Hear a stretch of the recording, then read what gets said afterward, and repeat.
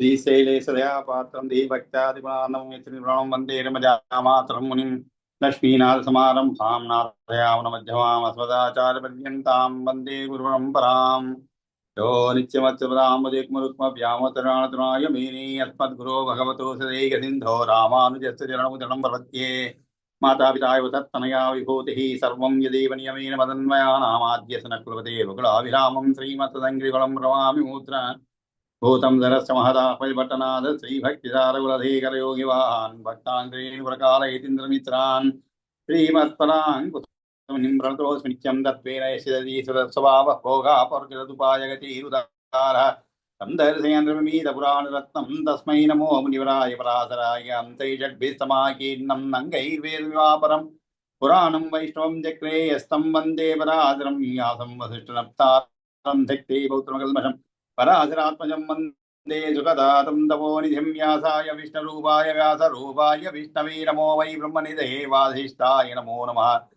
पुराणं वैष्णवं जैतसर्गिल्पिशनाथनं विशिष्टं सर्वशास्त्रेभ्यः पुरुषार्थोपपादने भारते भगवद्गीता धर्मशास्त्रेषु मानवः वेदेषु पौरुषं सूक्तं पुराणेषु वैष्णवं तत्कर्म यन्न बन्धाय यदा विद्याया विमुक्तये आयासाय वरं कर्मा विद्यान्यादिल्पनैगुणम् श्री विष्णुजित्तपदपङ्कज सङ्गमाय चेतो मातृहयते किमतःपरेण नोते ममावेधे गर्भारतीनां भावकथं भविष्मर्हति वाग्विधेय नारायणं नमस्कृत्य नरं चैव नरोत्तमं देवीं सरस्वतीं चैव ततो जयमुदीरयेत् शान्ताकारं भुजगशयनं पद्मनाभं सुरेशं विश्वाकारं गगनसदृशं मेघवर्णं शुभाङ्गं लक्ष्मीकान्तं कमलनयनं योगिरुद्यानगम्यं वन्दे विष्णुं भवहरं सर्वलोकैकनाथं ससिंहचक्रं दगिरीरकुण्डलं तवीतवक्त्रं दधीर्वेक्षणं दहारवक्षस्थलशोभि गौतमं नमामि విష్ణుం శిరసా చతుర్భుజం.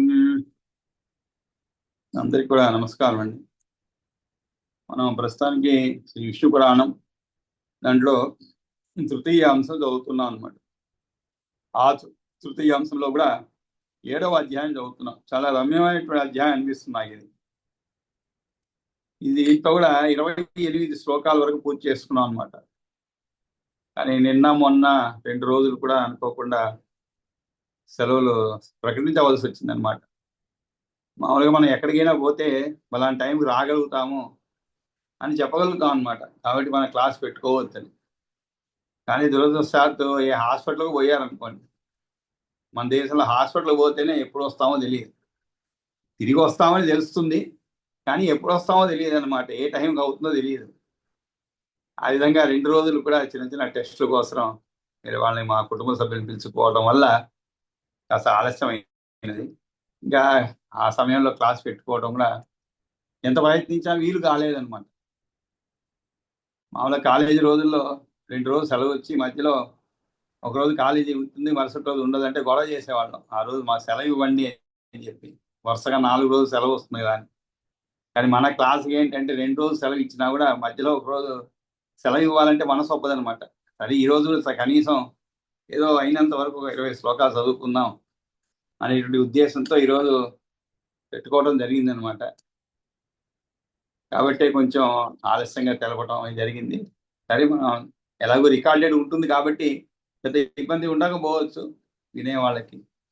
సరే మొత్తానికి మనం విష్ణు పురాణంలో తృతీయ అంశంలో 7వ అధ్యాయం చదువుతున్నాము.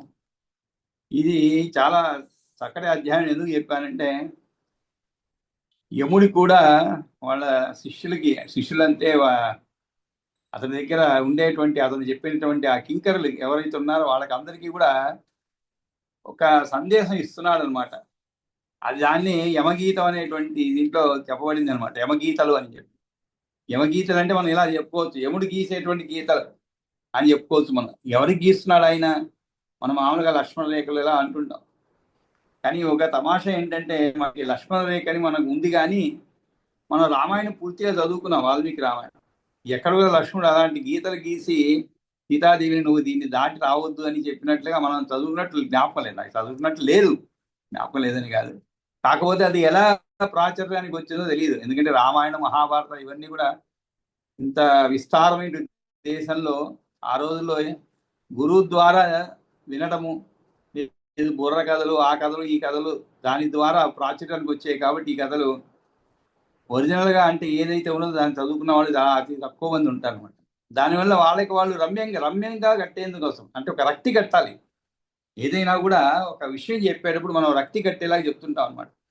అంటే కొంత దానికి అసలు విషయం ఎటువంటి మార్పు లేకుండా దాన్ని రక్తి కట్టించడం. ఇక్కడ ముఖ్యంగా ఏమిటి, సీతాదేవిని జాగ్రత్తగా ఉండమని చెప్పడం లక్ష్మణుడు.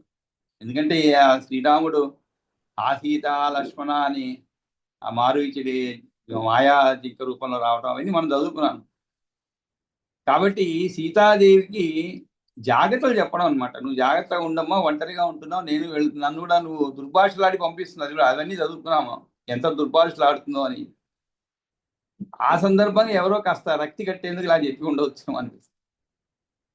ఈ విధంగా ఎన్నో కథలు. ఈ మధ్య ఒక వీడియో చూస్తాను అనమాట. దాంట్లో మనం ఎక్కడ చదువుకోలేదు. ఆ వీడియోలో ఏంటంటే శ్రీరామచంద్రుడు వివాహం అయిన తర్వాత మాలలు మార్చుకుంటుంటారు. అదో తమాషా వీడియో, ఎవరు తీసారు ఏ సినిమాలో తెలియదు. మరి మార్చుకుంటుంటే సీతాదేవి, శ్రీరాముడు ఆజానుబాహుడు కదండి, మళ్ళీ మనం కూడా వివాహ సమయంలో ఇటువంటి సరదాలు చేస్తూ ఉంటామంట. మెడలో వెయ్యబోతూ ఉంటే మాల, అప్పుడు శ్రీరామచంద్రుడు తల దించరు అనమాట. అలా నిరాగా ఉంటాడు. వేయి పాపం ఎత్తు కాబట్టి మాల వేయలేకపోతుంది.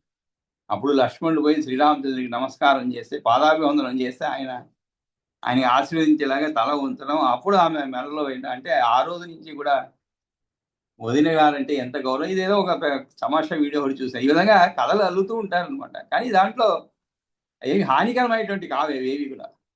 ఇక్కడ హానికరం అంటే కావు. ఒక మంచి విషయాన్ని మళ్ళీ మళ్ళీ ఎత్తి చూపాలంటే ప్రజలకు అర్థమయ్యేలా. అలాగే ఇక్కడ కూడా యమ గీతలు అన్నారు. మరి గీతలు అంటే ఇదే అనుకోవాలి మనం. అంటే యముడు గీసేటువంటి గీతలు అనమాట. ఎవరికి? తమ కింకర్లకి. ఈ విషయము మనకి పరాశర వారు చెప్తున్నారు అన్నమాట మైత్రేయుడికి. అది కూడా భీష్ముడుకి ఒకసారి ఎవరు అడిగినప్పుడు, భీష్ముడిని అడిగినప్పుడు ఎవరు అడిగారు? నకులుడు అడిగినప్పుడు భీష్మితామని ఆయన ఈ విషయాన్ని చెప్తున్నమాట. ఆయన కూడా తన సొంత విషయం కాదు. నాయన ఇదే ప్రశ్నను ఇంకొకరు అడిగారు, అప్పుడు ఇచ్చినటువంటి సమాధానం అది కూడా ఎవరు? నకులా, మునుపు ఒకనాడు నా స్నేహితుడైన కళింగ దేశీయుడైన ఒక బ్రాహ్మణుడు నా వద్దకు వచ్చాడు.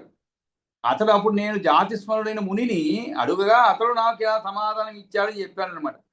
కాబట్టి ఇది చివరికి భీష్ముడు చెప్పింది కాదు, నకులు చెప్పింది కాదు, పరాశరుడు చెప్పింది కాదు. భీష్ముడికి స్నేహితుడికి ఒక కళింగ దేశీయ బ్రాహ్మణుడు చెప్పినట్టు విషయం అనమాట. ఇందుకు అసలు విషయానికి వస్తే ఏంటంటే, ఇక్కడ ఇంతకీ ఈయన ఏమో అడుగుతారు మైత్రేయుడు పరాశర మహర్షిని అంటే, యాతనాభ్య పరిభ్రష్ట దేవాధ్యా తద యోనిషు జంతవ పరివర్తంతే శాస్త్రానామేషు నిర్ణయ. శాస్త్రాల్లో నిర్ణయించబడింది ఏమని? యమయాతను తీరిపోయిన ప్రాణులు దేవతలు మనకు జన్మలు ధరిస్తూ సంసార చక్రంలో పరిభ్రమిస్తూ ఉంటాయి కదా. అది కూడా అన్నీ కూడా వాయువు తీరగానే ప్రాణులన్నీ కూడా ఎక్కడికి పోతాయి? అవన్నీ యమునికి వశమైపోతాయట కదా. ఆ యముని ఆదేశానుసారంగా సమస్త ప్రాణుల యమయాతను అనుభవిస్తాయట అని అడిగి, ఏ కర్మలను ఆచరిస్తే నరులు యముని వశం కాకుండా ఉంటారో వినాలనే కోరికతో ఉన్నాను, ఆ నిర్మలమైన విషయాన్ని నాకు వినిపించు అని ప్రార్థిస్తాను. అప్పుడు ఈ విషయాలన్నీ చెప్పడం జరుగుతుంది. ఆ తర్వాత ఇక్కడ జాతిస్మరేణ గదితో రహస్య పరమోమమ యమ కింకరయో యో అభూత్ సంవాదస్తం బ్రవీతిమే. యమ కింకరయో యో అభూత్, అభూత్ ఏది అయినదో ఏమిటి? జాతిస్మరుడు దానికి చెప్పిన పరమరహస్యం నాకు చెబుతున్నానని యమకింకర సంవాదం చెప్పాడనమాట. యమకింకరయో అభూత్ సంవాదస్తం బ్రవీతితే, నీకు చెప్తాను వినని చెప్పి చేతిలో పాసాన్ని పట్టుకొని రెడీ అవుతున్నారు ఎవరు? యమకింకర్లు. వాళ్ళకి తెల్లవారు లేవంగానే బ్రేక్ఫాస్ట్ చేయరు, వెంటనే బయలుదేరడం అన్నమాట. ఎందుకు? ఆయువు తీరిన వాడిని తీసుకొని పోవడానికి సిద్ధపడుతున్నాడు. తన కింకరుని పరిశీలించి చూచి యముడు అతని చెవిలో ఇలా చెప్పాడన్నమాట. ఏమని? మధుసూదనుపై అత్యంత భక్తి గల ప్రపన్నులను విడిచిపెట్టు, వైష్ణవులు కాకుండా ఉన్న ఇతరులకి నేను ప్రభువును అంటాడు. స్వపురుషం అభివీక్ష్య పాసహత్తం వదతి యమకిల సత్య కర్ణమూలే పరిహర మధుసూదన ప్రపన్నాన్ ప్రభురహం అన్య వృణానాం న వైష్ణవానాం. ప్రభు అహం అన్య నృణాం న వైష్ణవానాం. నా వైష్ణవాన్ అంటే వైష్ణవులు కాదు, ఏమిటి కాదు? నేను ప్రభువును, ప్రభురహం అన్య నృణాం, మిగిలిన వాళ్ళకి అందరికీ నేను ప్రభువునే. అంటే ఏమిటి? నా అధికారం వాళ్ళపైన చెలాయిస్తాను. కానీ వైష్ణవానాం అంటే వైష్ణవులు అంటే ఎవరు? విష్ణు భక్తులు. అత్యంత భక్తి గల ప్రపన్నులను విడిచిపెట్టు, వైష్ణవులు కాకుండా ఇతరులకే నేను ప్రభువును అని చెప్తాను. సరే, ఆ నిరంతర దేవగణాలచే పూజింపబడే బ్రహ్మ నన్ను యముడనని, లోకుల హితాహితాలు అంటే పుణ్యపాపాల విషయంలో పర్యవేక్షకునిగా నియమించాడు. నాకు దైవం శ్రీహరి, నేను ఆయన చెప్పు చేతల్లో ఉండేవాడను, నేను స్వతంత్రుడు కాను, నన్ను కూడా నిగ్రహించగలవాడు విష్ణుమూర్తి. అహం అమరగణార్చితేన ధాత్ర యమైతి లోకహితాహితే నియుక్త హరిగురవచగో అస్మిన స్వతంత్ర ప్రభవతి సంయమనే మమాపి విష్ణు. ప్రభవతి సంయమనే మమా అపి విష్ణు. సంయమనే అంటే ఏమిటి? నిగ్రహించగలిగామంటే ఎవరు? ప్రభవతి సంయమనే మమా అపి విష్ణు, నేను స్వతంత్రుడు కాను, నన్ను కూడా నిగ్రహించగలవాడు విష్ణుమూర్తి. ఏ భేదం లేని బంగారం, కంకణం, కిరీటం, కుండలం మున్నగ అనేక భేదాలతో నానావిధ రూపాలతో కనిపిస్తున్నట్లే ఒక్కడైన భగవంతుడైన శ్రీహరి దేవతలు, జంతువులు, మనుష్యులు మున్నగు కాల్పనిక రూపాల్లో బహురూపునిగా కనిపిస్తాడు. కటక మకుట కర్ణికాది వేదై కనకమభేదమీప్స్యతే యథైకం సురభసు మనుజాది కల్పనాభి హరి అఖిలాభిర్ ఉదీర్యతే తదైక క్షితితల పరమాణవో అనిలాంతే పునరపియాంతి తదైకతాం దరిత్ర్యా సురభసు మనుజాదయత్తదా అంతే గుణకలుషేణ సనాతనేన తేన హరిమర గణార్చితాంఘ్రిపద్మం. హరిం అమర గణ అర్చిత అంఘ్రి పద్మం, అది అన్నమాట సమాసం. హరిమర గణార్చితాంఘ్రిపద్మం ప్రణమతి పరమాద్దతో హి మత్య తమపగత సమత్త పాపబంధం బ్రజ పరిహృత్య యథా అగ్నివాద్య అస్తికం. అంటే ఏమిటి ఇక్కడ? నేతితో పుతం చెయ్యబడ్డ అగ్ని పరమ పవిత్రం కాన అట్టి విష్ణు భక్తుని విడిచిపెట్టి వెళ్ళిపో అని యముడు ఆ కింకరునికి ఆనందించాడు. అప్పుడు యముడు చెప్పిన వాక్యాలు విన్నటువంటి ఆ పాశధారి అయిన యముని, పాశధారి అంటే ఏమిటి? ఆ కింకరుడు చేతిలో పట్టుకున్నాడు, పాశం అన్నమాట. అప్పుడు అటువంటి ఆ యముని సేవకుడు ధర్మరాజుతో, ప్రభు సమస్త జగత్పోషకుడైన శ్రీహరి భక్తుడు ఎటువంటి వాడో నాకు వివరించు అని కోరాడు అనమాట. నువ్వేమో చెప్తున్నావు వాళ్ళని వదిలిపెట్టమని, మనకి ఇది తెలియాలి కదండి, ఎవరు ఏమిటని తెలియాలి. ఎలా గుర్తుపెడతాం? మనం మామూలుగా ఎవరన్నా రిసీవ్ చేసినందుకు పోతే వాళ్ళ ముఖం మనకు తెలియదు, మన ముఖం వాళ్ళకి తెలియదు అనుకోండి. ఉదాహరణకి ఒక ప్లాకార్డు పట్టుకుంటాం చేతిలో, ప్లాకార్డు అంటే రాసి ఉంటుంది దానిపైన ఎవరి పేరు, ఆ వచ్చే వాళ్ళ పేరు రాస్తారనమాట. అంటే ఏమిటి? ఇతని దగ్గరికి ఆయన రావాలి అని అర్థం. అప్పుడు ఈయన రాగానే తీసుకొస్తారు. ఆ విధంగా ఇక్కడ కూడా మరి యమభక్తుని అడుగుతున్నాను అనమాట, విష్ణు భక్తుని విడిచివెళ్ళి అన్నావు కదా, మరి ఆ శ్రీహరి భక్తుడు ఎటువంటి వాడో నాకు వివరించు అని కోరుతాను అనమాట. అప్పుడు యమ ఉవాచ, యముడు చెప్తున్నాడు ఏమని? నా చలతి నిజవర్ణ ధర్మతోయ సుమతిరాత్మసుహృద్ విపక్షపక్షే నహరతి రచహంతి కించేదుచ్చై సితమనసం తమవై విష్ణు భక్తం తం అవై. అతడే అని తెలుసుకో విష్ణు భక్తుడు ఎటువంటి వారు, వాళ్ళ లక్షణాలని చెప్తున్నాడు. చాలా చక్కగా వివరిస్తున్నాడు. ఏమని? తన వర్ణ ధర్మం నుంచి జారిపోకుండా ఉన్నవాడు, తన వర్ణ ధర్మం నుంచి జారిపోకుండా ఉన్నవాడు. నా చలతి, చలతి అంటే ముందుకు పోవడం అండి, కదలిక అనే అర్థం అనమాట. నా చలతి అంటే ఏమిటి? కదలికే లేదు. నా చలతి నిజవర్ణ ధర్మతో, నిజవర్ణ ధర్మతో అంటే తన వర్ణధర్మం నుంచి జారిపోకుండా ఉన్నవాడు. యహ సుమతి ఆత్మ సుహృద్ విపక్ష పక్షే సుమతి కాదు, సమమతి. సమమతి అంటే ఈక్వల్, అంటే స్వపక్షం పరపక్షం అనేది ఉండదన్నమాట. మన అస్మదీయులు తస్మదీయులు అని ఒక పాత సినిమాలో అస్మదీయులు తస్మదీయులు అని చెప్తారనమాట, ఒక డైలాగ్ ఉంటుంది. అట్లాగా అస్మదీయులు అంటే మన వాళ్ళు, తస్మదీయులు అంటే అతని వాళ్ళు అనమాట. ఆ విధంగా ఇక్కడ సామతి స మమ మతి ఆత్మ సుహృద్ విపక్షపక్షే సమమతి. సమమతి అంటే సమానమైనటువంటి బుద్ధి గలవారు, తనవారు పరులు అనేటువంటి తేడా లేకుండా సమంగా చూసేటువంటి వాడు, స్వపక్షం పరపక్షం లేకుండా ఉండేటువంటి వాడు. నహరతి నచహంతి కించిద్ ఉచ్చై, అంతేకాదు సమభావంతో ఉండేవడే కాకుండా రవంత కూడా పరద్రవ్యాన్ని బలవంతంగా హరించకుండా ఉన్నవాడు. సీత మనసం ఏ జీవిని హింసించకుండా ఉన్నవాడు. సీత అంటే నిర్మలమైనటువంటి, అసిత అంటే సీత అంటే తెల్లని అనే అర్థం ఉంది. అసిత అంటే నల్లని, సీత అంటే నిర్మల మనస్కుడు అనమాట. సీత మనసం తమ్ అవైహి విష్ణు భక్తం. తమ్ అంటే అటువంటి వాడిని, అవైహి అని తెలుసుకో. కలి కలుషమనేన యస్యన ఆత్మ విమలమతే మలినీకృతో వాస్తమే మనసి కృత జనార్దనం మనుష్యం శతం అవైహి హరేరతీవ భక్తం. అంతేకాదు, కలిపురుషుని మల్యమైన కాలుష్యంతో మనస్సు కలుషితం కాకుండా మోహం మటుమాయమై నిర్మలంగా ఉన్న స్వచ్ఛమైన మానసంలో ఆ జనార్దను నిలుపుకొని ఉన్నవాడు ఎల్లప్పుడూ శ్రీహరి ఉక్తవచ్చును తెలుసుకో. కనకమపి రహస్యవేక్ష బుద్ధ్యా తృణవివయ స్తమవైతి వై పరస్వం. కనకమపి రహస్యం అవేక్ష్య బుద్ధ్యా.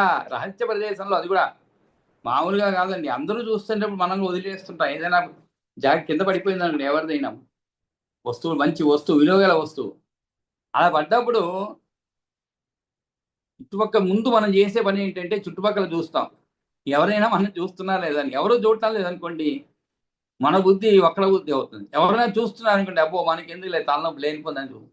కానీ ఎవరూ చూడకుండా ఉన్నప్పుడు కూడా రహస్య ప్రదేశంలో ఎవరు లేని చోట బంగారం కనిపించినా కూడా కనకం అపి రహస్యం అవేక్ష్య బుద్ధియా, ఆ పరద్రవ్యాన్ని గడ్డి పరకతో సమానంగా తృణమివయ స్తమవైతి వై పరస్వం, ఆ గడ్డి పరకతో సమానంగా భావించేవాడు. తృణం అంటే గడ్డి. భవతి చ భగవతి అనన్యచేతా. అంతేకాదు, భవతి చ భగవతి అనన్యచేతాహ.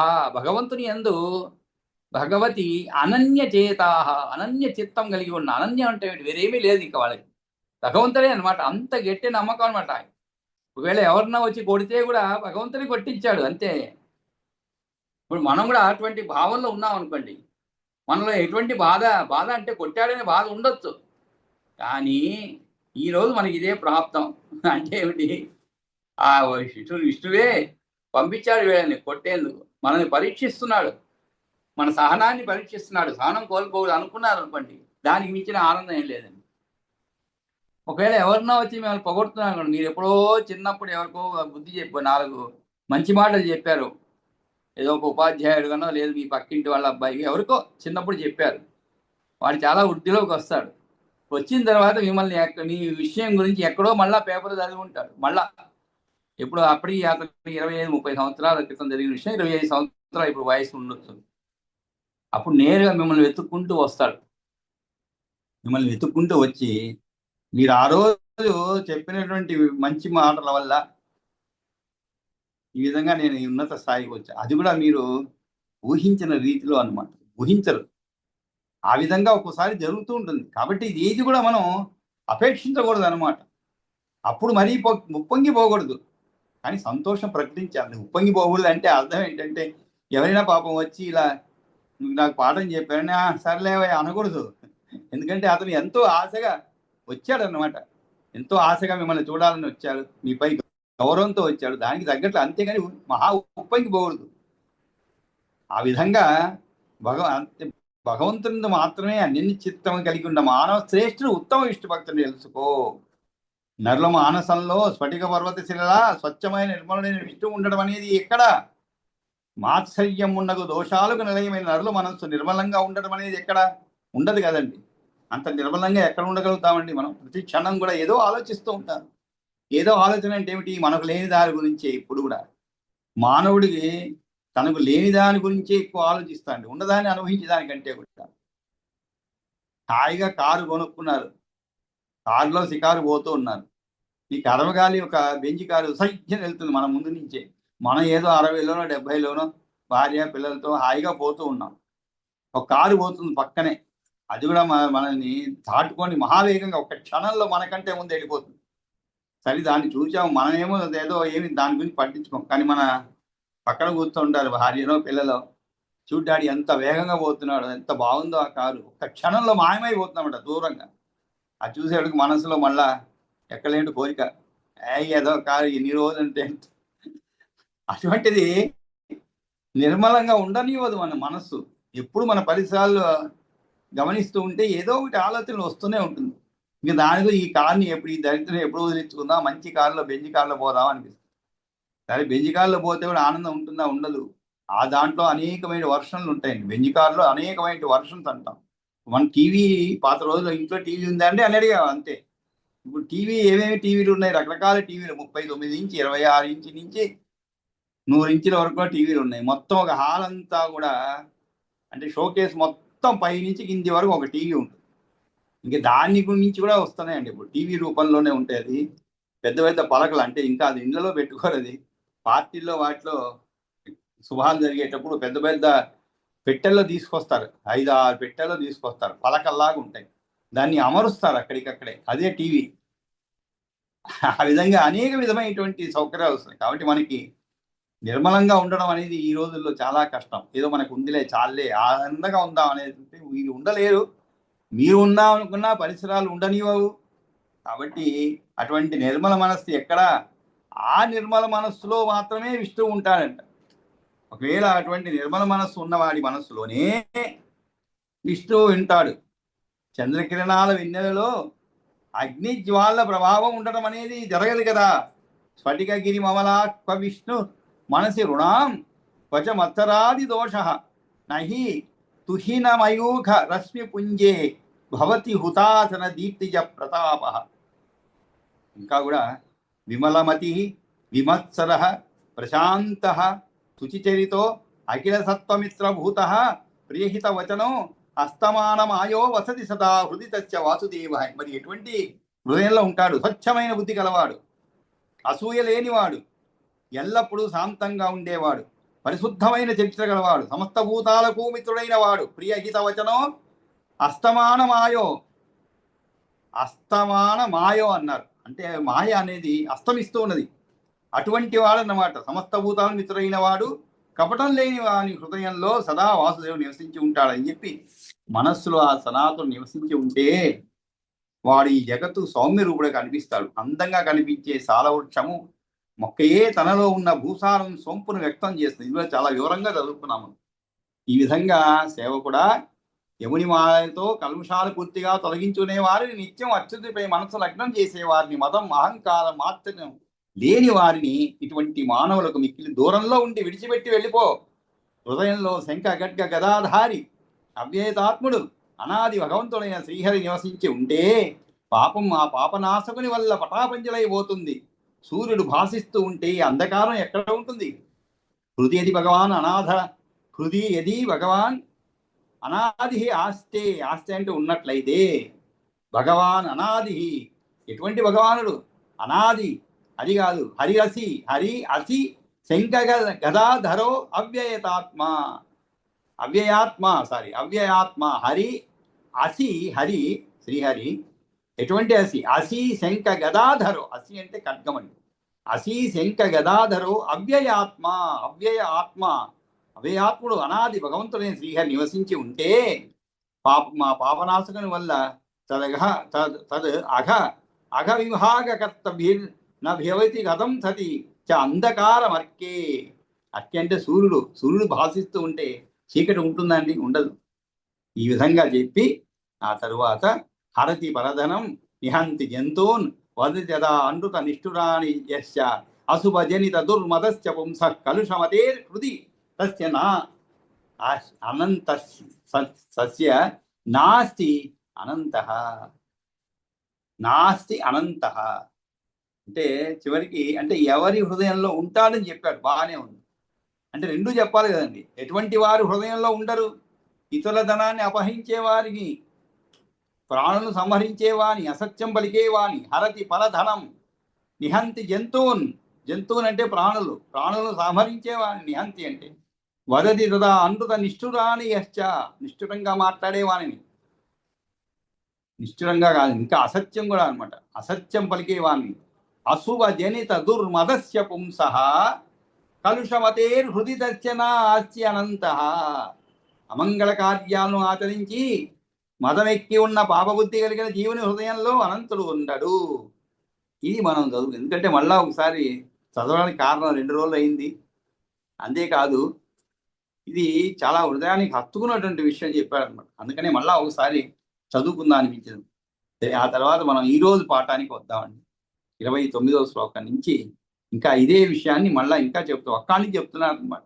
ఒక్కానికి చెప్తామంటే ఏమిటి, మళ్ళా తిరిగి తిరిగి మనం హృదయాల్లో నిలిచిపోవాలన్నమాట. ఆ విధంగా చెప్పాలి. ఏదైనా విషయం చెప్పేటప్పుడు కొన్ని ఉదాహరణలు చెప్తుంటాం, ఉపమానంతో చెప్తుంటాం. దానికి కారణం ఏమిటంటే అలా నిలిచిపోవాలి మనసు.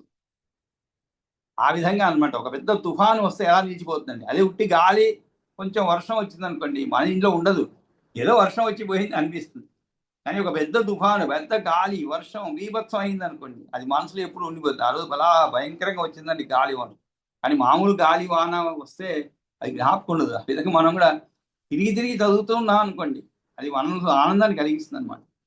ఆ తరువాత 29వ శ్లోకానికి వద్దాం. నా సహతి పరమ సంపదం వినిందాం కలుషమతి కురుతే సతామసాధు నా యజతి న దదాతి యచ్చ సంతం మనసి న తస్య జనార్దనో అధమస్య నా సహతి పరమ సంపదం సారీ నా సహతి పర సంపదం నా సహతి పర సంపదం వినిందాం కలుషమతి కురుతే సతాం అసాధు.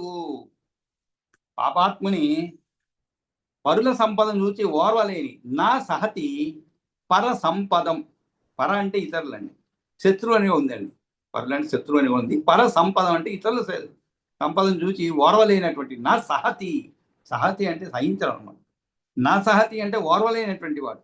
ఎల్లప్పుడూ కూడా ఇతరులు నిందించు అని. వినిందాం, వినిందాం అంటే ఎప్పుడు నీకు కొంతమంది చూస్తుంటాండి, ఎవరు నీకు చూడండి, మీరు ఫలానా వాడు మహా విద్వాంసుడు అన్నారు అనుకోండి, వాడు ఎదుట వాడేమంటాడు, వాడిదేమండి విద్వస్తు అంటాడు. అంటే వాడి విద్వస్తును గుర్తించేటువంటి శక్తి వీడికి ఉండదు. ఆయన వాడిదేముందండి అంటే ఒక నింద అనమాట. సహించలేడు, ఎవరిని కూడా సహించలేడు అనమాట. ఎల్లప్పుడూ కూడా ఇతరులు నిందించేవాడంట. వాడు మీరు ఏదైనా ఒక గొప్ప నాయకుడు ఉన్నారనుకోండి, కొంతమంది ఉంటారండి, ఆ నాయకుల్లో ఉండేటువంటి గొప్ప లక్షణాలు ఏది కూడా చెప్పరు. మీరు వాజ్పేయి అన్నారు, వాజ్పేయి ఏముందిలేండి, ఆయన దేశం నష్టం, దేశానంతా భ్రష్టు పట్టించాడు. మోడీ గారు, అయ్యో, తర్వాత ఆయన దేశాన్ని భ్రష్టు పట్టింది. మరి ఎవరు బాగు చేశారంటే ఈయన తెలియదు, ఎవరు బాగు చేశారో తెలియదు. అందరూ భ్రష్టు పట్టించిన వాళ్ళే అనమాట దేశాన్ని. మరి అందరూ భ్రష్టు పట్టిస్తే దేశం ఎలా ముందుకు పోతున్నది, ప్రపంచ పటంలో ఎలా భారతదేశానికంటూ ఒక గుర్తింపు ఉన్నది. భారత ప్రధాని మాట కొన్ని చాలా దేశాలు ఎందుకు ఆయన యొక్క అభిప్రాయాలు తెలుసుకోవడం, దానికి అనుగుణంగా నడుచుకోవడం, ఇవన్నీ ఆలోచించారనమాట. వాళ్ళకు తెలిసింది అదే. ప్రతి ఒక్కరిని కూడా మహా విద్వాంసులు ఉంటారు, వాళ్ళకి రాష్ట్రపతి బహుమానం పద్మవిభూషణ్ వచ్చి ఉంటుంది, లేదు భారతరత్న వచ్చి. ఆయన అండి, అబ్బో నాకు తెలుసండి ఆయన, అసలు ఇది ఆయన అసలు ఎలా వచ్చిందో ఆశ్చర్యం అంటారు. అంటే ఏమి తెలియదు ఆయన గురించి. అట్లా ఎప్పుడు కూడా వినిందాం అంటే ఏమిటి, ఎప్పుడు చెడుగా ఆలోచించడం అనమాట ఇతరుల గురించి.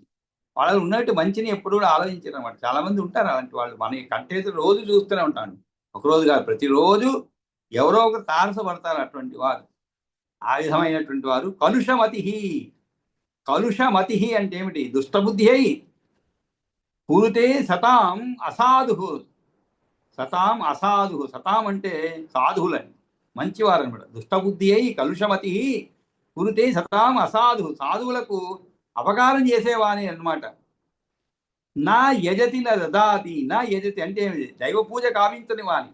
నా యజతి నా దదాతి. దదాతి అంటే ఏమిటి, దానం చేయడం. దానం చేయని అధమ పురుషుని నా దదాతి యచ్చ సంతం, అటువంటి వాని హృదయంలో మనసి నా తస్య జనార్దనం అధమస్య, అటువంటి అధముడైనటువంటి అధమ పురుషుని హృదయంలో ఎప్పుడు కూడా భగవంతుడైన జనార్దనం ఉండడు. మనసి నా తస్య జనార్దనో అధమస్య. దైవ పూజ ఇవన్నీ ఒకటండి. నిజంగా విష్ణువు నిజంగా దైవం ఉంటాడో ఉండదో, కానీ ఇవన్నీ మనం ఆచరిస్తే ఆ దైవం యొక్క లక్షణాలు ఇవే అన్నమాట. కాబట్టి మనల్ని కూడా దైవంగా చూస్తారు. మరి దైవంగా చూడకపోయినాడు ఒక ఉత్తమ పురుషునిగా చూస్తారు. ఈ మధ్యకాలంలో చూసామంటే ఎవరింటికైనా పోతే నేరుగా, అంటే వాళ్ళు తప్పుగా చెప్పటం లేదండి, యోగ్యులు అయి ఉండొచ్చు, అయోగ్యులని కాదు, లేదు పూజ చాలా భక్తులు అయి ఉండొచ్చు, అవన్నీ ఉండవచ్చు, కాదని చెప్పలేదు. కానీ నేరుగా మా పూజ గది చూసారండి అని చెప్పి నేరుగా పూజ గది తీసుకోబోతారు. ఆ పూజ గదిలో ఉండేటువంటి అన్ని దేవతల ఫోటోలు, వాటికి బొట్లు ఇట్లు పెట్టేసి రోజు పూలతో పూజ చేసే ఇవన్నీ ఉంటాయి, లక్షణాలన్నీ కలిగి ఉంటాయి. పెద్ద విగ్రహము, ఒక రూమ్ అంతా కూడా మొత్తం పూజ గదికే ఉంటుంది. మళ్ళీ నెమ్మదిగా అడిగారు అనుకోండి, మీ ఇంట్లో ఎవరు చేస్తారండి పూజ, చాలా చక్కగా చేస్తారు అంటే నేను నిజంగా చెప్తున్నా అండి. అంటే ఆ ఇంటి యజమాని అడిగారు అనుకోండి, మా ఆవిడ చూసుకుంటుందని అంటారు. ఆవిడని అడిగారు అంటే, మా ఆయన చేస్తుందండి, అప్పుడు పూజ చేస్తుంటాను. మరి ఇవన్నీ ఎవరు అప్పుడప్పుడు పూజ చేస్తూ ఉంటే ఇవన్నీ ఎవరు చేస్తారంటే, ఇంట్లో దానికి ఒక పని మనిషి అండి. అంటే రోజు శుభ్రం చేసి దాన్ని బాగా అలంకరించేది. ఎందుకు ఆ అలంకరణ? మనసులో భక్తి లేని అలంకరణ ఎందుకండి? అలంకరించేందుకోసం ఒక మనిషి ఉంటుంది అనమాట. రోజు పూలు తేవడం, అలంకరించడం, పూజా గది. వీడు పోయి 2 నిమిషాలు కూర్చొని 2 స్తోత్రాలు చదువుతారు అంతే, దానికి మించి ఏం చేయరు. కానీ గొప్పగా మా పూజా గదిని మాత్రం చూపెట్టుకుంటారు. అదే కొన్ని ఇళ్ళకి పోయారంటే ఎక్కడో వంటగదిలో ఒక మూల ఉంటుంది పూజా గది అంతే. కానీ అత్యంత భక్తి శ్రద్ధలతో కనీసం ఒక అర్ధ గంట అయినా దేవుడి ముందు గడిపేటువంటి వారు ఉంటారు. ఇప్పుడు చెప్పాలి మనం, ఇప్పుడు తెలుసుకుంటే మనం ఎవరు నిజమైన భక్తులు? పూజా గది నువ్వు ఇచ్చి ఉండవచ్చు, కానీ దేవుడికి అది కాదు కావాల్సింది. నీ హృదయంలో స్థానం కావాలి, అంతేగాని ఇంట్లో స్థానం కాదు. అంత పెద్ద విగ్రహాలు పెట్టుకుంటే అది ఊరికే చూసేవాళ్ళకి కంటికి ఆనందంగా ఉండొచ్చు, నీకు కంటికి ఆనందంగా ఉండొచ్చు, కానీ దైవానికి ఆనందం కాదు. దైవక ఆనందం ఎప్పుడు నిజంగా ఆయన ఎప్పుడు సంతృప్తి పొందుతాడంటే, మనం నిజంగా ఆయన్ని భక్తిపూర్వకంగా కనీసం ఒక 10 నిమిషాలైనా కూడా కళ్ళు మూసుకొని ఆయన్ని ధ్యానిస్తూ మనసులో స్మరిస్తూ ఉంటే చాలండి. ఆ రోజుకి మీలో ఎటువంటి దుష్ట ఆలోచనలు రాదు. ఇవన్నీ కూడా స్వానుభవం చాలా మందికి ఉండవచ్చు, ఈ అనుభవం ఉండవచ్చు చాలా మందికి. మనం పొద్దున్నే లేచి పూజా విధానం అని మన పెద్దలు ఎందుకు పెట్టారంటే, ఆ రోజంతా కూడా ఎటువంటి చెడు ఆలోచనలు, వేరే ఎవరికి కూడా మనం అన్యాయం చేయడం కానీ, హాని చేయడం కానీ, అటువంటి ఆలోచనలు రాకూడదు అని చెప్పి మనం తెల్లవారు లేవంగానే పూజ చేస్తాను పూజలు. అంతేగాని దేవుడు రోజు మనకి ప్రత్యక్షమై ఎదురుగా కూర్చుంటారని కాదు. దాని ఇంత అంతరార్థం ఉంది అన్నమాట. అందుకనే మనం బయట పోయేదానికి ముందు కూడా పూజ చేసుకుని బయట పోతున్నాం అంటే, ఎటువంటి పరిస్థితి అయినా కూడా మనం ధైర్యంగా ఎదుర్కోగలగాలి. అంతేకాదు మనం సహనాన్ని కోల్పోకూడదు. సహనం కోల్పోతే ఎటువంటి తిప్పలు వస్తే మనకి తెలుసు. కాబట్టి సహనాన్ని కోల్పోకుండా అటు ఆఫీసులో కానీ అటు ఇంట్లో ఎక్కడ కూడా, అందుకే ఆ పూజా విధానం పెట్టారు. పూజ అంటే ఊరికే 2 స్తోత్రాలు చదివితే కూడా చక్కగా అర్థం చేసుకొని దాంట్లో ఉండే గొప్పదనాన్ని ఆకలింపు చేస్తే చాలు. మనకి రోజంతా కూడా ఆ సుగంధం, ఆ పరిమళం అలాగే ఉండిపోతుంది మన ఒంట్లో అనమాట. అది మనదికే కాదు, చూసేవాడికి కూడా మనం ఎందుకంటే ఎప్పుడు కూడా మనం చూసేవాడికి మనకి ఇచ్చేటువంటి గౌరవం దేనిపైన ఆధారపడుతుందండి? మన విధానం అనమాట, మన నడవడిక, మన వాక్. అందుకనే చెప్తారు, వాణ్యేక సమలంకరోతి మనుషు నా భూషణ అని చెప్పి. అంటే ఏమిటి? మనిషిని అలంకరించేది అది కూడా ఎటువంటి మాటలు? యా సంస్కృత అంటే సంస్కృతం అని కాదండి, సంస్కరించబడినటువంటి మాటలు అనమాట. మాట్లాడే తీరు, గౌరవం ఎదుటివాడికి ఇచ్చేది, ఇవన్నీ కూడా మనిషిని ఒక గౌరవంగా నిలబడుతుంది అనమాట. కాబట్టి ఇక్కడ మనసి నతస్య జనార్దనం అధమస్య, ఇటువంటివి ఏమీ లేనివాని మనసులో జనార్దను హృదయంలో ఎప్పుడూ భగవంతుడైన జనార్దను ఉండడు. అంతేకాదు, పరమ సుహృది బాంధవే కలత్రే సుత తనయా భృత్య వర్గే శటమతి ఉపయాతి యో అర్ధతృష్ణాం తమ అధమచేష్టం అవైహి నా అస్య భక్తం. చాలా సమాసాలు ఉన్నాయండి. పరమ సుహృది బాంధవే కలత్రే సుత తనయ పితృమాతృ భృత్య వర్గే సుత తనయ బాంధవే కలత్రే పరమ సుహృది అంటే ఏమిటి? ఎప్పుడు కూడా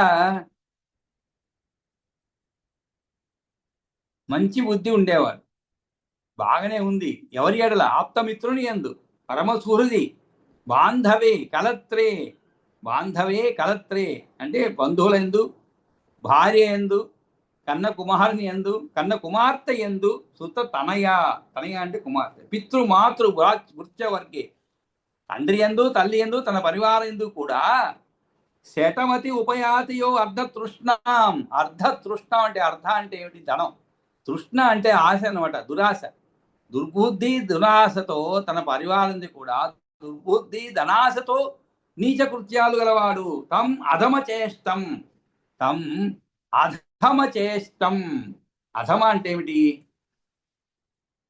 పనికిమాలినటువంటి అర్థం.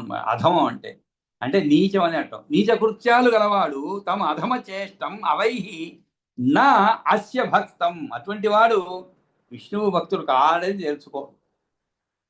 అంటే విష్ణు భక్తుడు అంటే నువ్వు ఉండొచ్చు, నువ్వు రోజు కూర్చొని గంటలు పూజ చేయొచ్చు, కానీ అవన్నీ ఎందుకు? కళ్ళు మూసుకుంటే చాలు. మా చెల్లెలు ఆస్తంతా నాకు రావాలి, లేదు మా భార్య వైపు నుంచి అత్తగారి మామగారి నుంచి ఆస్తి రావాలి, లేదు నా తమ్ముడికి ఇవ్వకుండా హాయిగా నేనే అనుభవించాలి. ఇవే ఆలోచనలు వస్తూ ఉంటాయి అన్నమాట. దానివల్ల ఇటువంటి దుర్బుద్ధి ధనాశతో నీచ కృత్యాలు చేసేవాడు. చూస్తున్నావు అది, నీచ కృత్యాలు. అన్నదమ్ముల మధ్య ఎటువంటి విభేదాలు వస్తున్నాయి, డబ్బు గురించి, ధనం గురించి, తల్లి ఎడల ఎటువంటి నీచ ప్రవృత్తిని మనం చూస్తున్నాం. తల్లిని అలా వదిలిపెట్టేసేవాళ్ళండి, ఎంతోమంది చూస్తున్నాం. అలా వదిలిపెట్టి వెళ్ళిపోయాడు. ఇంకో దుర్మార్గుడు ఎవరు చూసాను ఈ మధ్య పేపర్లో, వాళ్ళ తల్లిని ఎక్కడికో తీసుకెళ్ళాడు. పాప ఆమెకేమి తెలియదు, కుమారుడు కదా పిలిచింది, పిలిచాడు, తీసుకెళ్ళిపోయి ఎవరు లేనటువంటి చోట వదిలిపెట్టి వచ్చేసారు. శుభ్రంగా వదిలిపెట్టి వచ్చేసారు అంతే. ఇంత దుర్మార్గం చూడండి. అలా ఎలా ఒక మనుషులు అలా చేయగలుగుతారండి? కన్న పిల్లల్ని వదిలిపెట్టేవాళ్ళు, ఇంకా తల్లులు అయితే కన్న పిల్లల్ని చంపేసేవాళ్ళు. దానికి ఒక కారణం ఉంది కొత్తగా, అంటే ముందు నుంచి ఉందనుకోండి. అదేమంటే తాను లేకపోతే తన పిల్లల్ని ఎవరు చూస్తారు? అందుకని చెప్పి వాళ్ళకి ఎటువంటి కష్టము రాకూడదని చెప్పి తనతో పాటు తీసుకెళ్ళిపోతున్నారు. ఆత్మహత్య అనమాట, తనతో పాటే. దురదృష్టవశాత్తు పిల్లలు బతుకుతారు, ఆమె పోతుంది. లేదు కొన్ని సందర్భాల్లో ఆమె బతుకుతుంది, పిల్లలు పోతారు. అది ఇంకా ఘోరమైన కఠిన శిక్ష అండి అది. దానికి మించిన శిక్ష వేరే అవసరం లేదు, ఏ జైలుకో పంపించిన అవసరం లేదు. పిల్లలు తన తన్నకి బిడ్డలు ఆ విధంగా వెళ్ళిపోతే తన స్వయంగా తన చేతుల మీదుగా, దానికంటే ఇక శిక్ష వేరే అవసరం లేదు. ఆ విధంగా ఇటువంటి దుర్బుద్ధి ధనాశతో నీచ కృత్యాలు గలవాడు విష్ణు భక్తులు కాడని తెలుసుకో. వాడు భక్తులని చెప్పి చెప్పుకోవచ్చు, కానీ వాడు విష్ణు భక్తుడు కాడు. ఎందుకని? విష్ణువుకి ఇటువంటి వారి ఎడల ఎటువంటి గౌరవము కానీ, ఎటువంటి వాత్సల్యం కానీ, అభిమానం కానీ ఉండదు. వారు ఏది కోరుకున్నా ఇవ్వడు ఆయన. ఎందుకంటే ఆ కోరుకునేది ఎందుకు కోరుకుంటున్నాడు, ఎవరి నుండి కోరుకుంటున్నాడు? కాబట్టి అటువంటి దుర్బుద్ధుల యందు వాళ్ళు ఎప్పుడు కూడా విష్ణు భక్తులు కాడని తెలుసుకో. అంతేకాదు అశుభమతి అసత్ ప్రవృత్తి అసత్ ప్రవృత్తి సక్త, అశుభమతి అసత్ ప్రవృత్తి సక్త సతతమనాద్య కుశీల సంగమత్త అనుదిన కృత పాప బంధ యత్న పురుష బసుర్నహి వాసుదేవ భక్త. ఇంకా అశుభమతి అసత్ ప్రవృత్తి సక్త, అదొక సమాసం. అశుభమతి అసత్ ప్రవృత్తి సక్త. అశుభమతి అంటే ఏమిటి? ఎప్పుడు అమంగళ కృత్యాలపై ఉన్నవాడు, ఎల్లప్పుడూ బుద్ధి. అశుభమతి అంటే, శుభమతి అంటే మంచి ఆలోచించేవాడు, అందరూ క్షేమంగా ఉండాలి. అదేవిధంగా మన బంధువులు కానీ ఎవరికైనా కష్టం వస్తే కాస్త కూస్తో కదిలే మనసును కదిలించేది అనమాట. అంటే ఏమిటి? అందరూ కూడా అందరికీ అన్నీ చేయలేమండి, అందరూ అందరికీ చేయలేరు. కనీసం సహాయం అనేది ఒక మాట కూడా ఉంటుంది. మాట సహాయం కూడా అవసరమే మనుషులకి. ఎంతో ధనవంతులు ఉంటారు, అన్నీ ఉంటాయి, కానీ వాళ్ళకి మాట్లాడే మంచి మాట చెప్పేవాళ్ళు ఉండరు. ఏ కష్టం వచ్చినా కూడా దిగాలు పడిపోతుంటారు. సంపద ఉంటుంది, కానీ ఏం ప్రయోజనం? తనకు ధైర్యం చెప్పేవాళ్ళు ఉండాలన్నమాట. కాబట్టి ఇక్కడ అశుభవతి అసత్ ప్రవృత్తి సక్త. సక్త అంటే ఏమిటి? ఆ మనసు ఉంచినటువంటి వాడు, దాంట్లో తగులుకున్నాడు. సక్త అంటే దేంట్లో ఆసక్తి ఉన్నటువంటి వాడు. అసత్ ప్రవృత్తి సక్త, పాడు పనులపై ఆసక్తి ఎక్కువ ఉన్నవాడు. ఎప్పుడెప్పుడు ఎవరిని చంపుతామా? ఒక 10,000 ఇస్తే ఎవరిని చంపుతామా? చాలు, 10,000 ఇస్తే చాలు, మనుషులు చంపేసాడు ఉన్నాడు. సుపారీ అంటారు. అంటే ఎవరైనా మనం చంపలేమనుకోండి, ఆ పని వేరే వాళ్ళు చేసేది వచ్చేస్తారు డబ్బులు ఇస్తే.